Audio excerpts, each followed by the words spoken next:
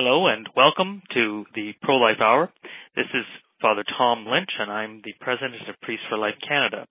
As many of you know, Priests for Life Canada is an association of Canadian Catholic clergy, bishops, priests, and deacons, and also lay people who promote and defend the sanctity of human life from conception to natural death.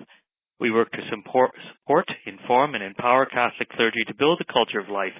We bring together clergy and all Catholics to fight the culture of death, especially with abortion and euthanasia. One of the ways we do this is by this podcast that we call the Pro-Life Hour.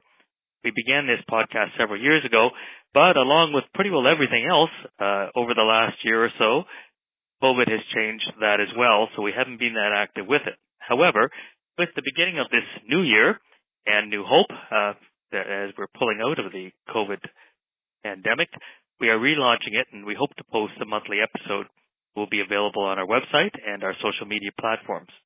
In addition to hosting this podcast, we also produce informative bi-monthly newsletters, provide clergy homily notes for Sunday Mass readings, provide parishes with free pro-life material as part of the Just for Life weekend program, and we host special congresses and symposiums that bring together both clergy and seminarians. As usual, I'm joined by my co-host, Father John Lemire of the Diocese of Timmins. Welcome, Father John. Great to be with you again, Father Tom, and great to relaunch our podcast. Before we introduce our guest today, let's begin with prayer. Heavenly Father, you fashioned in your image and likeness every man, woman, and child. Give us, we beg you, a keen eye to recognize that image, so that respect for all human life becomes our way of life, that together we defend the least among us. Grant this through Christ our Lord. Amen. Amen. Today we have a great program ahead of us, and our guest is Mary Helen Moes. Mary Helen is the Executive Director of Aid to Women, the only crisis pregnancy care center in Canada that actually shares a building with an abortion clinic. Mary Helen brings a wealth of experience to the position as both the former Executive Director of the Community Health Services Foundation, Emergency Pediatric Campaign, the Diocese of Peterborough's Coordinator of Youth Ministry, President of the Canadian Catholic Youth Ministry Network, and the Chief Operating Officer of the Milton and Ethel Harris Research Center, to name only a few of the many things that she's been involved with. She enjoys traveling and art and a good cup of coffee, and if you're going to be this busy, you need a lot of cups of coffee. Mary Helen is the oldest of 6 children. We've known each other a very long time, having done her wedding. She's the mother of 3 and the grandmother of 2. But not working for Aid to Women in Toronto. She can be found at home in Peterborough. And welcome, Mary Helen. Thank you, Father Tom. It's good to reconnect. We haven't seen each other, or in this case, heard each other in quite a while, which is, I think, the case with many of our listeners today. Oh, yeah, it's unusual not to hear your voice, honestly. Well, I hope that's a good thing. But anyway, so we'd like to learn more about the whole Aid to Women Toronto program, the setup, etc. So I wonder if you could share with us a bit about how you yourself became involved in the pro-life movement. Oh, sure. Well, I grew up in Lindsay, and actually Father Tom and I were neighbors, and it just seemed that everyone in my generation on our road was pro-life. And I know that sounds like really naive, but it was really true. All of our friends went to school together. We all took the same bus into town. And with the exception of about 3 or 4 that were on our bus, I can look at every single one of them and go, yep, they came, they go to, they sit behind me at Mass, or they sit in front of me at Mass, or something like that. And they, in one way or another, were all involved. And we used to even have our youth meetings at the McDonald's in Lindsay. And so it was a huge shock to me when I got to high school and realized, there's not a lot of pro-lifers here. Went from a Catholic school to a public school. But we always were involved in the conferences and all of those type of things, and we really had a wealth of information. And then I participated with other groups at university when I was at Trent. Didn't do much when I was at Fleming College, but I've just always been part of the pro-life movement, and I have a hard time missing the March for Life because it's kind of like no matter where you sit on the fence on the pro-life movement, like whether you're an educator, you're I don't know, a protester, you're a politician. You stop what you're doing for that one day and you go to Ottawa and you show your support in your numbers, and that's the one day it really counts. So every time I've been pregnant or been sick or something and missed it, I felt actually quite guilty. But I've loved it. When I was in the youth groups in Peterborough, we used to put buses together of high school students to go to the march. And, if that was your excuse, you didn't have a ride, we'll find you a ride. We'll get you there.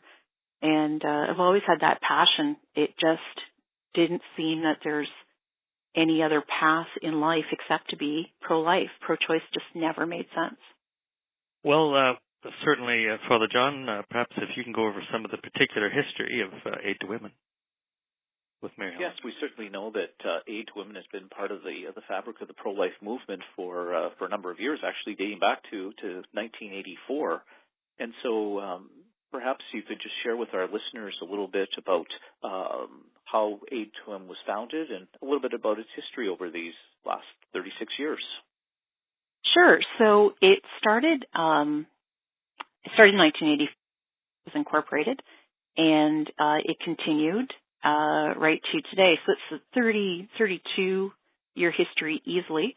It's likely going to be a lot more than that at some point. And they were just brilliant when they put Aid to Women together. They took it's a townhouse on George Street in Toronto, and on one side is the abortion clinic. So on the second floor of the building beside it, that's attached to it, there's only a wall separating them, they put Aid to Women. And so they were able to be on the streets and talk to the women and show them another option other than abortion. And that could be anything from, housing, financial, just someone to talk to. Maybe it's seriously the only reason that they're aborting their child is because they found out the price of diapers. And so they need a promise of diapers for 2 years. It's usually not that simple, but whatever it would be, that's what they would do. And then people would pray outside the abortion clinic. There was many protests. I have photo albums of police being involved, all kinds of great things. But the main thing is that they saved lives every single day, whether they took them on as a full client or just by being present on the street and saying there's another option. And that's basically what they were doing. The first executive director was Joanne Dillman, and I've had the honor and grace of meeting this woman. And she volunteered here for 17 years, was never paid. And it's just a remarkable story of all the volunteers that came in here and all the staff that have been here over the 30 years. We were so impressed with Joanne that we had our 30th anniversary celebrations. We actually named an award after Joanne for anyone who's showing for exemplifying virtuous leadership by their pro-life actions and caring commitment to save the lives of the unborn. So we're hoping that we can keep that legacy going.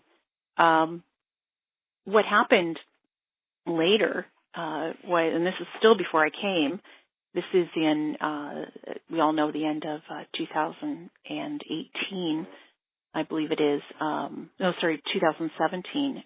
The bubble zone legislation went in, Bill 163. So everything that Aid to Women did to connect with women was gone. They could not be on the street anymore. They could not walk in front of the abortion clinic. They couldn't talk to women. They basically could do nothing. So I was hired in May of the following, in the same 12-month period in May. And when I got here, they only had 6 women, and they said usually have about 6 to 12 that we carry at a time, and every life is worth it. And I'm thinking, okay, that's good. This will be a nice, easy job. But I was asked by the board to, use a little bit of marketing and figure out how to connect with the women. So what we did is we moved to the first floor because the first floor was actually vacant. It used to be an old optical store, and it was vacant for 6 years. So we took that over, and we made it into a very beautiful office space. Looks kind of like going to a dentist or a spa. It's pretty pretty nice. We had Lisa Canning. She was a designer with HGTV for free, come in and pick out the colors. And they are not colors I would think of in a million years, but they bring the women, it makes them calm. There's not a lot of stuff on the walls. Walls are a shade of white, but it's not called white. I don't know what it's called. And they call it boho chic is the... boho chic? Boho, the B-O-H-O, boho chic. Oh, sorry, I missed a word. Boho beach chic. And it's basically a lot of wood and white walls and different shades of gray and blue that I would never in a million years put together. In fact, our kitchen cupboards from IKEA, I thought that there was a film on it that you would peel off, and they've said, no, that's the color. And I was like, oh my goodness, what have we done? And it turned out when they put everything else in, I was like, well, that's perfect. It's so beautiful. And you feel like you're walking in, it's like, your shoulders go down, like you really feel, this is nice. I can be comfortable here. Maybe I should redecorate my office. Well, you know where we got the idea was actually from dentists. We got the idea from dentists because they spend a lot of time trying to figure out how to calm people down to go into a situation where they don't want to be, but they have to do it. And so we used those color schemes. So it's all in the marketing and figuring out who your audience is and what attracts them. And that's what we did. And we made a beautiful little, it looks like a clinic downstairs. And so what happened was we put a website together and Instagram and Facebook and if it's not done well, you can blame me because I'm the one doing it. And I never have time to update it. But what happened was the women just started coming to us. And apparently a lot of it is from Google. Their Google map actually tells them they're at the abortion clinic when they walk in the door. And there's not a thing I can do to change that. And I think that's just God. So I have an awful lot of women who come through the door thinking it's the abortion clinic. And I never, ever lie to them and tell them that that we are or anything along those lines. We are very honest with them. We make them sign a form when they come in the door saying that you are aware this is not the abortion clinic. And so usually they come in. I have 13 to 20 seconds. 20 seconds would be beautiful, but it's usually 13 to convince them that they can trust me with their story and I can help them, seriously really help them with another option. And we find out that about 50% of the women actually don't want to have an abortion. You know, if circumstances were different, they would keep their child. Or they did want to have the baby, they don't want to have an abortion, and it's their boyfriend or their pimp, or sometimes their 52-year-old mother who has made the appointment for them. And they are going to have an abortion that, they're going to regret because they don't want to have it in the first place. So that's our clientele, right there in a nutshell. And we get the women that come into that there's absolutely no way that they're going to change their minds. And we see about 8 women a day that walk in the door. So this is from being upstairs where I could go days and days and days and nobody would phone us, we just get prank calls, and we came downstairs and everything changed on a dime. So we went from 6 when I started, and we just had our AGM, so I can actually tell you some really fresh numbers. You're the first ones to hear this on our board.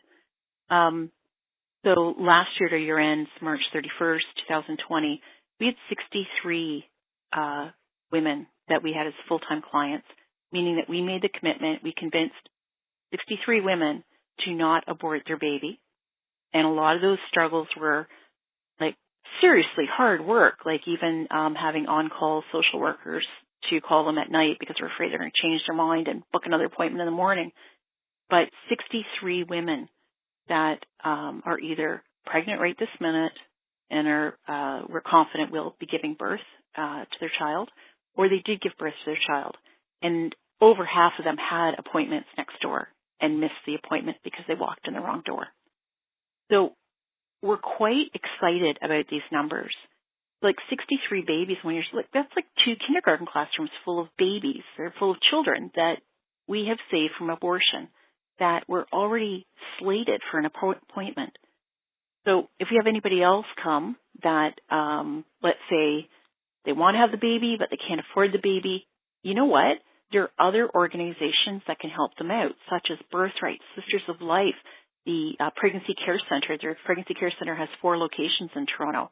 If it's just a diaper thing, I can send them to the diaper bank. If it's like they're really struggling for money, even like put food on the table, St. Vincent de Paul can be everybody's best friend. There's so many organizations that do that stuff better. We need to stay basically with blinders on, super focused, hyper focused on helping those women that come through our door or phone us, but majority of them just walk in the door. Cold calls. They have no idea what to expect. How do they hear about you? How do they hear about you? Well, as I said, most of them have had an appointment next door at the abortion clinic. So they come in the door and they're asking me, hi, I have an appointment for 8 a.m. And I go, oh, with Rachel, with Madeline, with Mary Helen? They're like, no, we didn't get a name. And so I said, okay. So, and we do have appointments from 8 in the morning on. And, but I'm pretty sure that they're not here to see us, but I do ask. And then, from that, I say, oh, okay. Well, and they hardly ever say they're here for an abortion or a termination. They say just an appointment.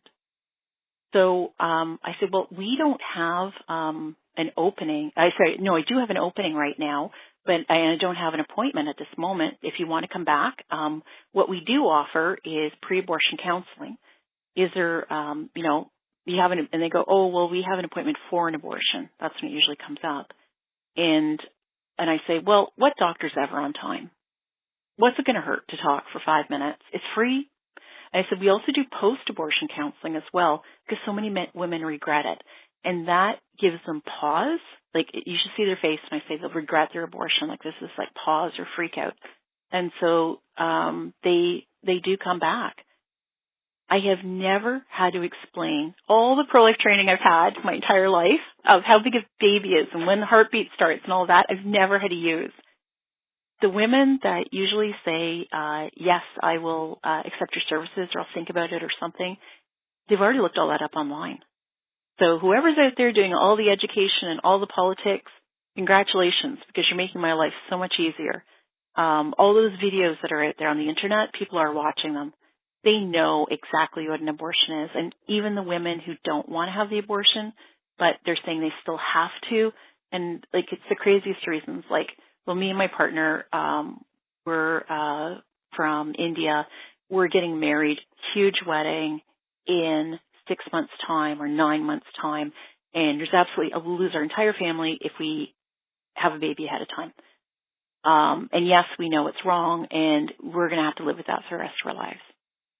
Like, wow. And I run out of answers after that. There's also the women who come in who say, like they're looking at it as like, basically like having a tooth removed procedure. And they are not going to listen to me. They're hard, they're cold, and they just go on their way. But for those that I can convince, and those, I'm serious, 13 to 20 seconds, please come in. 50-50 shot that they'll keep their baby. And one of the most bizarre stories, and it just happened about 2 weeks ago, is I had a husband and wife. Sorry, they weren't husband and wife, but they were living together. They walked in and they said, hi, we were wondering if we could talk to you. We're pregnant. And I said, and I was thinking, oh, they're here for the abortion clinic. So I started my role. And they said, no, we want to have our baby. Here, we have your card. Never seen these people. I'm really good at, I can even tell you who was in front of me in line. Like I remember at Walmart, like I remember faces. So I'm looking at them, I don't know these people at all. I've never met them. How'd they get my card? And they said, oh yeah, a neighbor of ours in our apartment building, she had an unplanned pregnancy and she got pregnant and she came in here and you talked to her. Now she had an abortion, but you were really kind to her and explained what was going on. So she told me to come here if I wanted to have my baby. This is what she should have done. And I thought, wow. So there's a woman who had an abortion who recommended this couple to come to us, have their baby. So God works in mysterious ways here. I really didn't have anything to do with that. Like just unreal how some of these connections work, how people find us. Father John?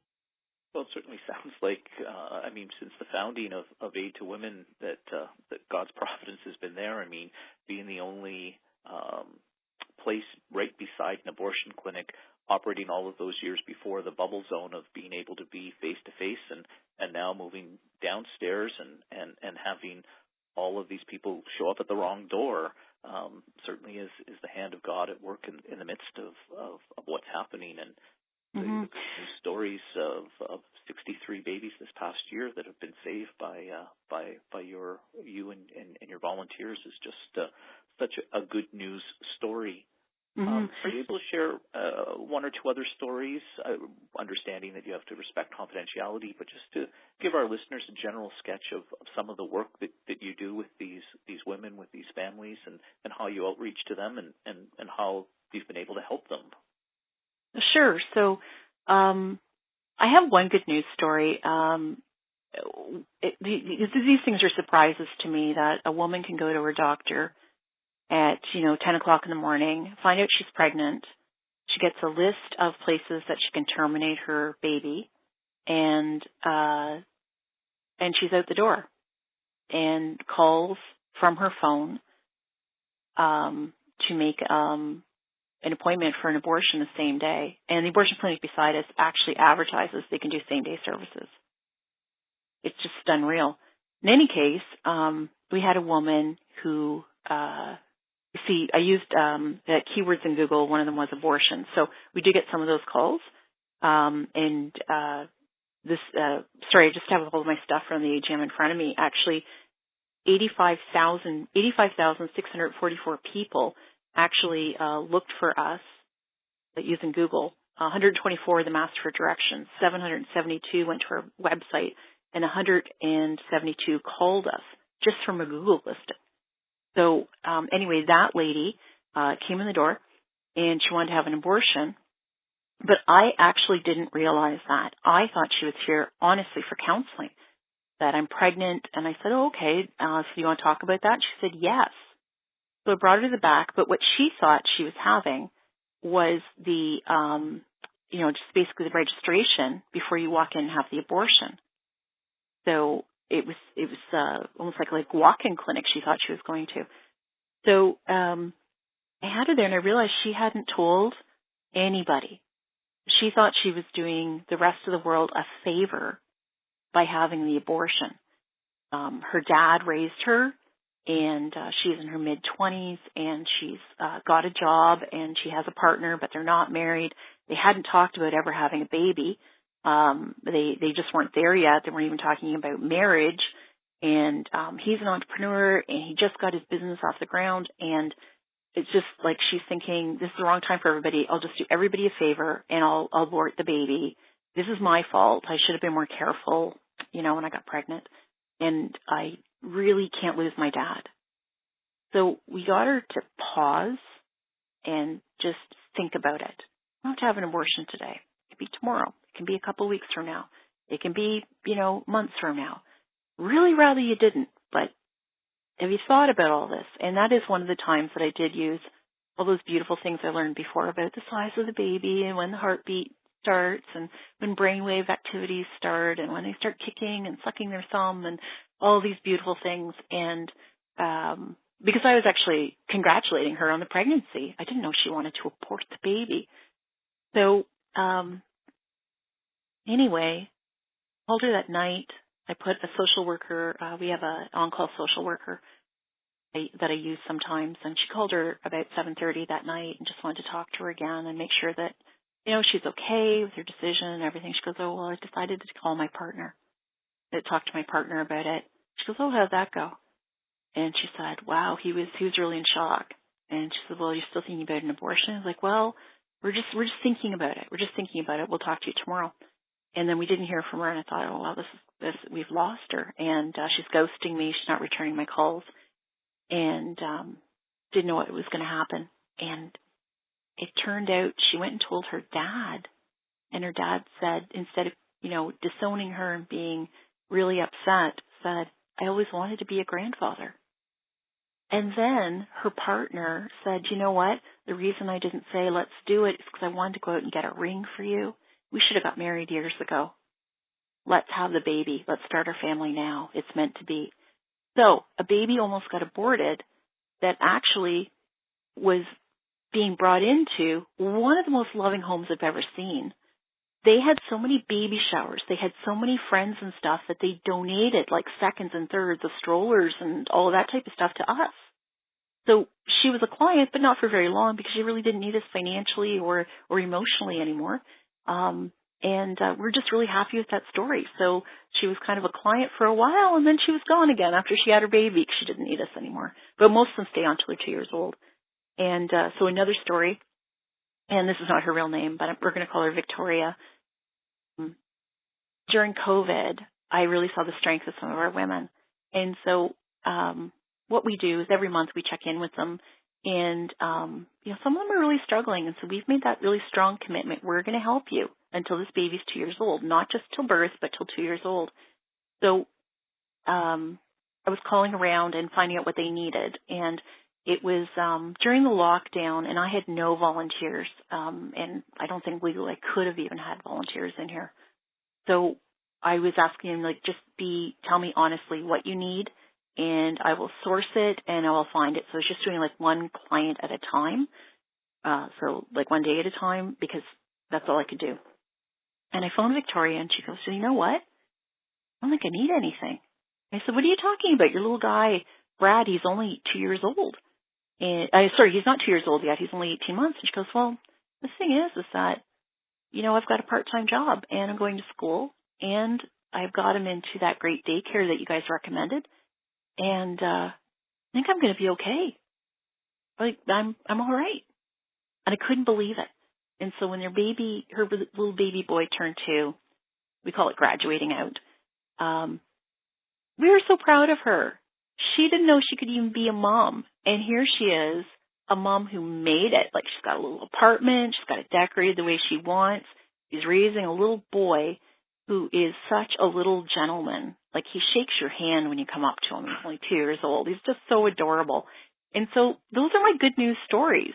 And I have so many of them. It's unreal. But I'll just leave you with 2, I guess. Well, that's great. It's the amazing work that you do and the outreach and the support that you provide to these women, to families, and to their children. And again, I think one of the things that makes your work and your ministry unique is that it's not just at the moment that they come in the door, but you're there for the long haul for them. And that 2-year minimum commitment there to walk with them and to support with them is just a real tribute to the work that you and your volunteers do. Oh, thank you. You said a minimum of 2 years. It's actually not. It's a maximum of 2 years. After 2 years, I have to pass them on to again. But most of them don't need us to be need to be passed on to another organization. They're on their feet. I'm really proud of our women. But if they need help with finding daycares or the right schools, or we give them, you're in this area, here's your St. Vincent de Paul, here's where your funded daycares are, here's the applications for the daycares, all of that type of stuff when they leave. So when they graduate out, which is, I love calling it graduating, they're set. They're good to go. They're the same level as my husband and I, who planned to have kids, and still, when we got that baby, when we first arrived home, we were like, did they know what they were doing? They sent us home, the 2 of us home with a new baby. We've never had a new baby before. That shock of having a new baby. And then we raised our children, and I look at where these ladies are, and some of them are way beyond where David and I were. They're confident women. They're looking back and going, who said I couldn't have a baby? Look at me go. And I keep telling them, women have been having babies for thousands of years. Who's convincing you that you're the exception, that you can't have one? But anyway, depending on their economics, it's another thing I did when I came in is I was like, well, who is our client? And actually the counselors didn't know either. Basically anybody you asked, they were helping. But then when you get so many, you have to really kind of zone in and make sure you're not, doubling up on what another organization is doing. Like we don't want to be doing that. So if they need counseling, but they have money, well then they don't need diapers once a month. So we have a different flow charts for each of them. And I apologize. That was a cell phone that I thought was off. And in any case, we have a flow chart of different levels and different things we offer each of the clients, depending on what they're earning, how abortion-minded they are, how critical it is that they're our client. There is no one else who's going to help them, and those type of things. I'm really excited about the work we do. What do you do in terms of trying to bring in the resources to run Aid to Women and these various services that you offer to these women, which is a constant problem? Oh my goodness, it's a constant ebb and flow here, because I tell the board I think we're okay, and then I take on 10 more babies, and I come back going, okay, so the funds are not meeting the need, because each baby costs X amount of dollars. We need to raise more funds. So it's kind of a strange thing where we never in a million years thought that we would be saving so many babies per year. And I never, ever in a million years myself thought that I would need this many volunteers, this many trained staff, and all of this costs money. So previously, like I'm talking a decade ago, they would get some government funding for some employment relief, student grants, that type of thing. Well, that's over now under this government. But anyway, go ahead. Yeah, no, boy, it is. Is it ever? And that is no longer the case. So it makes it a little bit harder, because anything that has the word government on it, I don't even want to apply anymore. It's just depressing. So we rely heavily on the churches, the baby bottle campaign. So we used to do about 4 to 6 a year, and I've upped that to 12. I had to double it, which means I have double the amount of churches I have to speak in, which is fine. And we double our volunteers, and sometimes we have 2 or 3 churches going on one weekend, and that's fine. And the baby bottle campaign is just basically, and I know a lot of places do it, where we hand out baby bottles. You may think it's corny, but people put in the change or a check, and if they're a millionaire, they put a big check and they fold it up and they put it in the little bottle, and I will never refuse it. And then that money provides the funds we need to keep this place afloat. So with COVID-19, all things stopped, and I still can't even take down my calendar. It's still in front of me, March. Every single day has 2 or 3 things going on, a presentation or a meeting, or to visit another place where we're going to have our gala. And it all stopped on the 15th, the 15th of March. It was the 12th that I had to lay off all my staff. and we looked at it, and it was the staff and I that sat down, and because the board told us, look, we don't want to tell you guys what to do. You tell us what you want to do, and then we'll look at it. So that's how our switches occurred. So what happened was, with COVID, what a lot of people did was they looked at their real estate and said, okay, the prudent thing to do was get out of the real estate game, stop paying rent right there. We'll send everybody home, and we won't use these office spaces anymore. So if you go downtown Toronto, it's a ghost town, some of those towers, like nobody's been in them. And what we did is we thought there's absolutely no way that we would be able to do that, because the women keep coming to the door. And even now, today, like I have a closed sign on the door right now, and I'm the only one in here. And this morning, there's been 3 people that came to the door. And although it says closed, they keep knocking till I open, because the lights are on. They're that desperate. So getting rid of the bubble zone doesn't matter. The women are looking for help anyway. They're going to find it. And I really have no qualms about saying that. But what we've had to do is we laid off ourselves. We decided that as a staff, there's 4 of us in staff, and we all laid ourselves off. And we decided that there's no way we could compromise on the commitment we've made to the women And there's no way we'd be able to sleep at night knowing that a baby was not saved. That could have been like seriously an easy save, but we didn't have the doors open. We weren't here. So that's what we've done. That's the sacrifice we've made. The rent, we had no idea that people would start pulling back even their online donations, their monthly contributions, because they're in economic troubles as well. Like nobody knew how long COVID-19's pandemic would go on. Now we're in our second lockdown in downtown Toronto. And we need about $6,000 minimum to pay the taxes and the rent here. And there's some months that we're not making $6,000 in here. So that's a problem. So we've done a lot of creative things. We had a local volunteers make masks. They sewed masks. They sold them for $6 a piece, and that worked. And then the next thing we did was an online auction.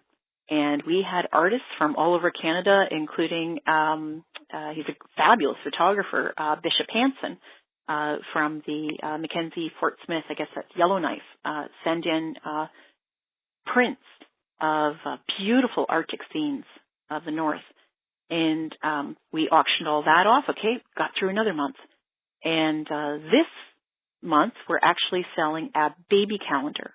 It's crazy, but like I never thought I'd be putting a baby calendar together. But for 2021, if somebody wants a baby calendar, boy, do I have a baby calendar for you. It's $15, and it's going to. And you'll take more for it. I will want to offer more. I have had people offer more. I had someone walk in and gave us $500 and walked away with one calendar. And okay, and so I cry when those moments happen. But there's a lot of talk about charities, even in the news, about, who's going to be alive, who's still going to be here in the spring when this pandemic's over. And I've decided we're going to be, come hell or high water. And we have been threatened by our landlord to be kicked out. She's going to put chains on the doors, and I stared her down toe to toe and said, I dare you, just go for it. I would love to tell everybody that you, as a female, as a powerhouse in the Toronto area, a real estate person, you and your sister, who's a real estate agent, have decided that you're going to pick us out, us, in the worst area of Toronto, where people have no money, and it's Regent Park in Toronto, and we have moms and babies. We are saving lives. Bring it on. I want to tell the media. I want to tell every politician. And we actually ended up going and getting a commercial lawyer to help us work that out. And we did not end up going to court. But every day here, if we don't have money, is just a gift. Yeah. So anyway, we're going to keep going. Like, I mean, there's no two ways about it. There's a lot of corporate sponsors as well, so we're in good. In the midst of this, how can our listeners find out about Aid to Women in Toronto there? Well, what they can do is they can go online to Aid to Women, so it's www.aidtowomen.ca, and there's all kinds of ways that people can donate, contribute. We've just started another program called the Godparents Club. So if you become a monthly donor, you're going to get a secret pass into a blog on our website, and you'll get the updates on all the babies, when they're teething, when they're born, who decided to walk, who entered pre-kindergarten with photos and the whole bit. And it's something actually our clients want to do as well, to thank our donors. So there's all kinds of different ways. We've been blessed 1,000-fold here with the donations. I'm glad I came from a family with no money, because I don't know what it's like to raise a wealthy child, and so I'm able to tell all the moms, look, this is what my grandmother said: if there's an extra person, it's just another potato in the pot. So you just have to look at it just one day at a time. It's just an extra potato in the pot if you have an extra child there. So that's what we kind of do here, is we every day just figure it out. Sounds good. Well, Mary Helen, thank you very much for all of this, and I know that I'm sure our listeners, I will be responding. I always say that this is life at the coalface, and we can have politics, and we can have certainly all kinds of catechesis, but we really do have to have this come down to being on the street, being at the door, and so we will keep all this in your prayers, and hopefully, too, some people will think about this with their wallets or PayPals or credit cards as well. Okay. Well, look at it. It's frontline work. Exactly. If people really want to help a baby, if they're truly pro-lifers, this is where they should be putting their money. They got to put their money where their mouth is. And it's here. There's actual babies that are being born or not being born, depending on whether we're here or not. So I think that's the reason why I hope our listeners will be able to respond in whichever ways. So thank you very much for joining us today. It's a great pleasure to have you on the program and to reconnect as well.